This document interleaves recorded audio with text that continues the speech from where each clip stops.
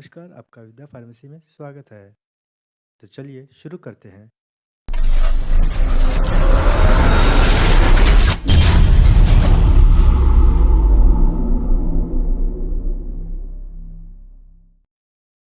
CML chronic मिलाइड leukaemia यह खून और बोन मेरो का कैंसर है।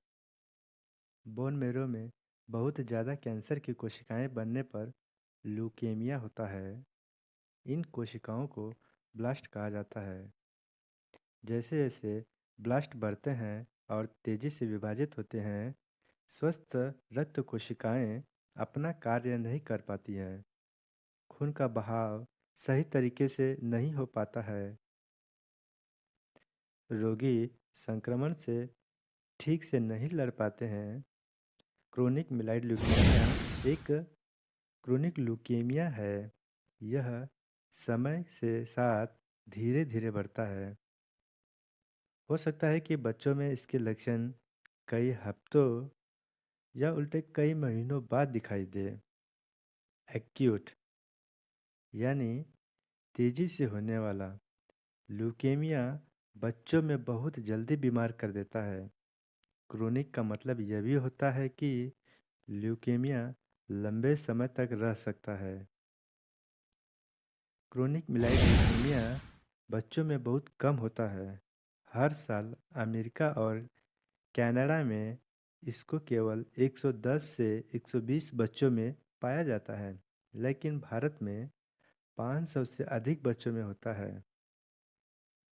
ल्यूकेमिया से पीड़ित बच्चों और किशोरों में 2 से 3% को क्रोनिक मिलाइड ल्यूकेमिया होता है। आइए देखते हैं इसके लक्षण। थकान, वजन घटना, बुखार, रात को बहुत ज़्यादा पसीना आना, रिब के नीचे दर्द होना या भारीपन महसूस होना, हड्डियों और जोड़ों का दर्द होना इत्यादि लक्षण दिखाई देते हैं। आइए देखते हैं क्रोनिक की स्टेजेस। क्रोनिक मिलाइड ल्यूकेमिया के चरण। क्रोनिक मिलाइड ल्यूकेमिया के 3 चरण होते हैं। प्रथम चरण में क्रोनिक 10% से कम ब्लास्ट। द्वितीय चरण एक्सेलरेटेड 10% से 19% ब्लास्ट।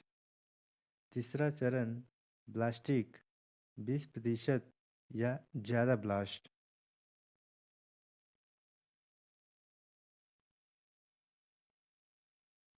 ब्लास्ट क्राइसिस के दौरान रोगी को थकान और बुखार हो जाता है। इतना ही नहीं, उसका लीवर और स्प्लीन बढ़ जाता है। Treatment protocol. Treatment of a chronic phase. Imatinib 400 mg daily. If no response to imatinib, dasatinib or nilotinib or allogenic bone marrow transplantation should be considered. Hydroxyurea or alpha interferon are tissue still useful. Bone marrow transplantation from HLA match sibling donor, usually below 40 years and in early chronic phase. Then last, treatment of accelerated phase and blastic crisis.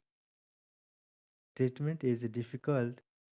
Imatinib is indicated if the patient has no received it.